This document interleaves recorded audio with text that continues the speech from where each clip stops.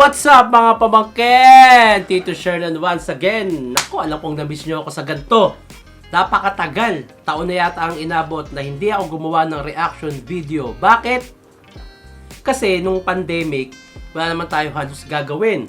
Kaya ang naisipan ko na gawin na content dito sa YouTube o sa channel ko ay reaction video ng mga kanta. Actually, ginagawa ko na siya dati. Nung nagsisimula ako mag-vlog, gumagawa na ako ng reaction video sa mga local artists natin. Tapos ng pandemic, syempre hindi na ako makalabas. Ito na yung naging content ko. Kaya nung pagtapos ng pandemic, lahat ng mga kanta meron ng claim. Syempre, isa sa habol ko, bukod sa makapag-share ng kaalaman ko at opinion ko, kumita. Kaya hindi ko na nagagawa magawa ng reaction video yung ibang mga kanta na gusto nyo, meron ng claim, may copyright na. Nung chinek ko to, yung kanta ni Skastakli na Testing, walang copyright. Kakatapos ko lang i-check, wala pa siyang copyright. Sa ngayon, wala pa siyang copyright. Hindi ko lang alam, pagdating ng ilang araw o linggo.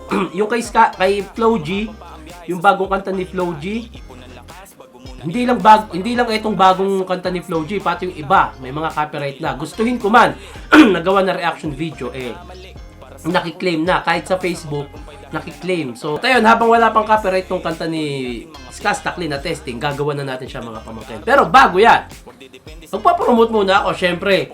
Tito's Perfume at Hypebeat collaboration. Ilalagay ko sa comment section yung link kung saan kayo makaka-order. Shopee at Lazada, meron kaming collaboration na perfume ng Hypebeat. Ano ba mga scent niyan? Aventus, Polo ata yun? Nakalimutan ko ano pa ba yung isa? Dior!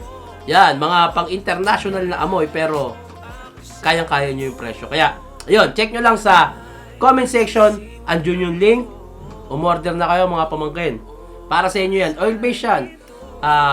Tumatagal yan ng mga 2 to 3 days. At sa tuwing aalis ako at may makakasalamuha akong tao, lagi sinasabi na ang bango mo. Legit yan. Cross my heart. Marami nagsasabi, ang bango mo naman. Idol, anong gamit mo? Lagi ko sinasabi, Tito's Perfume. Check nyo. Meron kasi akong sarili, di ba? Tito's Perfume. Check nyo lang lagi sa Shopee yan. Eto ngayon, ginamit ko yung collab na perfume namin ng Hypebeat. Napakabango. Siyempre, Hypebeat shirt. Thank you. Papa Benji, maraming salamat palagi. Shoutout na rin sa Black Manila, Rap and Roll K-Pop Floating, sa mga kaibigan ko, DLMT Sportswear, Caps Libaraco, sino pa ba? Mikoy Moto Specs, yan. Shoutout sa inyo. Marami pa. Ano pa ba yung mga dapat kong i-shoutout?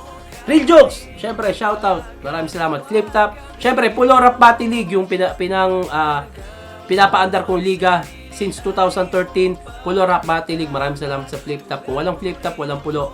At siyempre, ang isa sa purpose ko, kaya ginawa ko tong Pulo Rap Battle League, ay magkaroon ng panimula ang mga battle MC bago sila tumungtong sa Flip Top.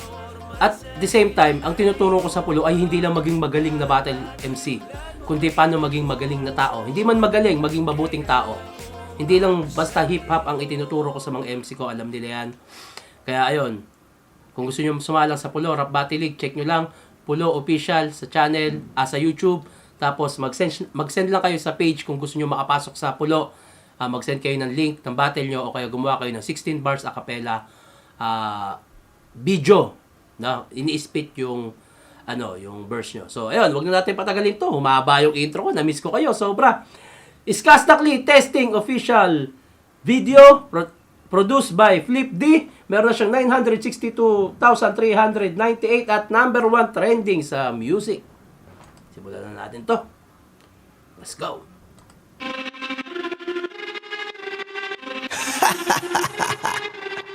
Yeah. Swifty on the beat. Sauce. Nandito ako para mangasar ng mga bobo, mga tulonggi sa akin sasakit ang mga olo. Walang respeto, parang hindi nagmano sa lolo. Ganyan ako kaloko, wala rin akong modo.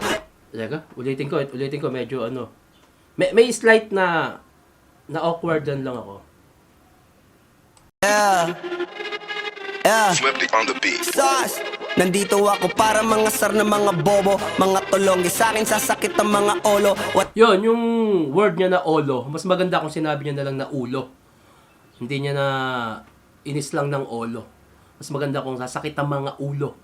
Mas maganda yun. Kasi pag olo, parang pinilit para i-rhyme sa loko, mga ganun. Dito sa... Walang respeto, parang hindi nagmano sa lolo. Yon. Kasi para lang maikonekta niya yung olo, ay yung lolo sa ulo, ginawa niyang olo. Pero okay lang din naman. Pero para sa akin, sa opinion ko to, mas maganda kung sinabi niya lang na ulo. Kasi rhyme pa rin siya, mas...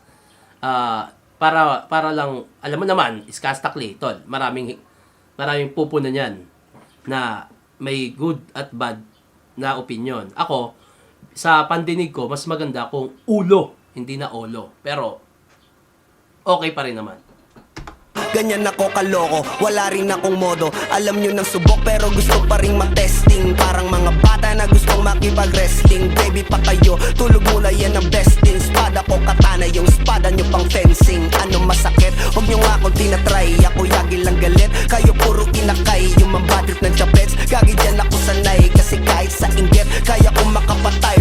Damn! Kahit sa inggit, kaya ko makapatay.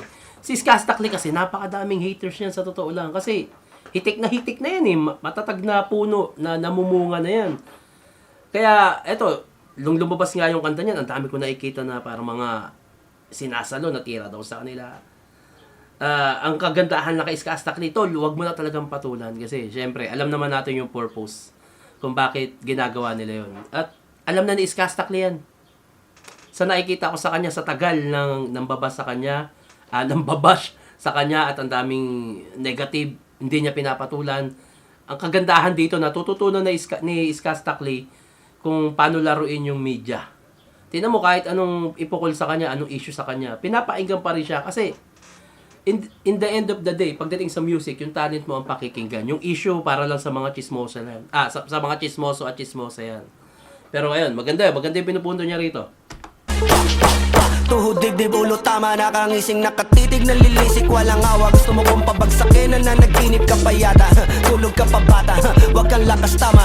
Kasong daw si Clissy, puro kayong mga joke, pre, nakakatawa. Kung magbabanta ka, dapat yung nakakakaba. Pag sinipak kita, pre, magmumukha ka pa kasi di mo ako kaya, boy. Oh, wag ka nang umasa, boy. Lalo pag bungang ako nag-aapoy, di mo ba naaamoy kung bakit kanila tinataboy? Gago, ayaw kanilang kasama, boy. Kayong mga peking chika slim shady, may gatas pa sa... Grabe yung mga sunod-sunod na punchline ng mga binibitawan niya dito. At the same time, ang kagandahan dito, walang auto-tune.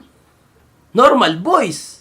Pinapakita lang ni Skastakli na kaya niyang tumawid sa dalawang gusto nyo. May auto-tune o wala. Actually, si Skastakli may boses naman din talaga yun eh. Yung auto-tune, pandagdag timpla lang din yan. Pero kung hindi naman talaga maganda boses mo, hindi rin ganun kapatok ang kalalabasan ng kanta. Ang kagandahan kay Skastakli, marunong siya kumanta, may boses siya, at mas lalong pinapaangat pa ng auto-tune. At dito, sa kantang to, ginagawa na to ni Skastakli dati pa eh. Forte niya na rin talaga yung gantong style, kaya nga umingay yung pangalan niya dati. Mas more on love song lang siya, kasi ayun yung isa sa pinakamagandang obra niya. Pero dito, walang auto-tune, pure skills, pure rap, Skastakli, mga kaibigan. Napakagaling. Kayong mga peking chika slim shady, may gatas pa sa labi ko, lil baby. Pag ako naglabas, oh shit, basic. Tunog ng tunog. Baka may mag-react na naman dyan yung mga feeling Slim Shady. Bahala kayo kung mag-react kayo dyan. Pakita nyo sa amin kung gaano kayo kababaw. Mapapasabi ka na lang na pare shit's crazy. Ako nga pala yung gagong kinagagalitan mo, kaso nga lang idolo ako ng kaibigan mo, hindi mo... Damn! Ayaw mo sa kanya, tas gusto. Tangkinang awkward no, no? Ayaw ka niyan, bawi ka. Ayaw mo kay Skastakli. Tas napapalibutan ka ng mga nakikinig sa kanya. Puta nang magagawa mo dyan. Yung mundo na mismo may gusto sa taon to, ikaw na lang ayaw. Bahala ka. O, baka hanggang ngayon may magtataka pa rin. Bakit dati binabash mo si Skastakli sa kanta niya nung pandemic? Parody lang yon mga kaibigan. Mga pamangkin, parody lang yon. May ginaya lang ako. Pero ngayon, ito yung opinion ko. Yung ginagawa ko ng reaction video sa kanila, opinion ko na talaga to. Parody lang yun. Mas mataas nga lang views ng ginawa ko. to mapipigilan kahit pagsabihan mo di makikipagpis sa'yo. Kahit nabati na bro, eto na yung puki ng ina. Nagwawala na sabog, kahit walang mariwana. Kung katulad mo ko, edi malupit ka na din sana. Kung katulad mo ko, edi malupit ka na din sana. Grabe yung punto niya dito, masakit yan para sa iba. Pero pag hindi mo tinanggap yan, may insulto ka talaga. Talaga pag ako ang nakapinsala. Bukod sa lupet, ganito ako kakulit. Di kung ayaw mo sa akin, pero papakinggan mo ulit. Daming gusto. Damn! Ayaw mo sa akin, pero papakinggan mo ulit. Which is totoo. Kahit ayaw mo sa tao na to, mapapakinggan at mapapakinggan mo ulit to kasi tutugtog to kahit saan. Radyo! Pinapatugtog ng katabi mo. Mapapakinggan mo talaga ulit eh. Pumapel, pero tangin na punit. Kanta ko ay laging fresh na parang bagong gupit. Ano kaya pa, pre? Huwag mo nang itingge. Di mo alam kanina pa kita pinuputakte.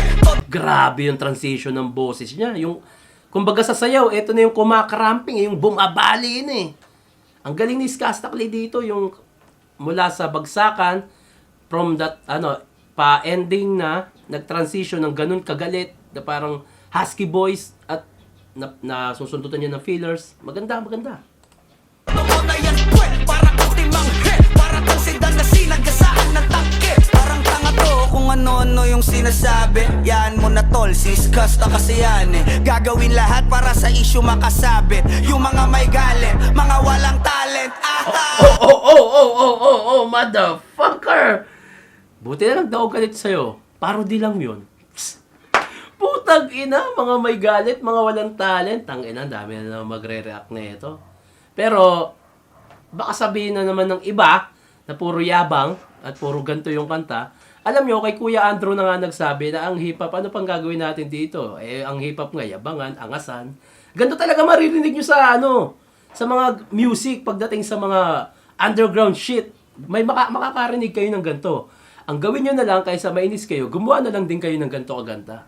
Para marami tayong pakinggan. Hindi pa ako tapos. Akala nyo kaya nyo mapatigil si Dasos? Mas lalong nanggigigil to lalo pag di paos. Di ganun kasikat, at least di ako laos. Ako ang dahilan kung bakit nandiyan kang gagawa. Kaya wala kang karapatan na maging suplado ha. Pinagbuksan kita. Ganda nun, yung mga ganung rhyming. Gago ka, suplado ha. Hindi man ganun ka-technical na rhyme, pero on point na rhyming yun. Nung pinto ay sarado na, kaya pag dumating ako dapat magmano ka. Magmano ka. Magmano ka. Bitch. Sas. Yeah.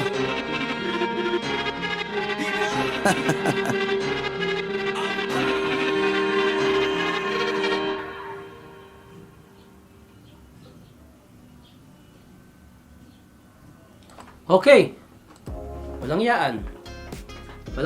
Grabe yun. Skastakli, testing. Grabe yun. Ano pa ba? Narinig nyo na rin naman. Yung naramdaman ko, feeling ko, naramdaman nyo na rin naman. Congrats! Skastakli. At i-whitelist mo ko. Ha? Clip D. Kaya ba in-upload to? Panty Drop Astig. Whitelist nyo ako. Huwag nyo naman i-claim to. Sayang naman yung gawa ko. Whitelist nyo ako para sa susunod. Yan ha. Skastakli, Flow G, XB. I-whitelist nyo na ako para sa susunod. Magawa ko na ng reaction video yung mga kanta nyo. Huwag nyo na akong i-claim. Baka naman kayo mga Diba? So ayan mga pamangkay, sana na-enjoy nyo yun. Ang pagbabalik ng reaction video ko, ewan ko lang kung makakabalik pa ulit. Tignan natin sa ibang kanta, pag walang claim, gagawan ko. Pero pag may claim, huwag na. Ayun, nasa comment section, Tito's Perfume Hype Collaboration Perfume. Order lang kayo. Hanggang dito lang to. Maraming salamat sa inyong lahat sa suporta, sa pakikinig, sa pagbibigay ng oras, sa pagbibigay ng atensyon. Kita-kits sa susunod. Peace out! Yeah!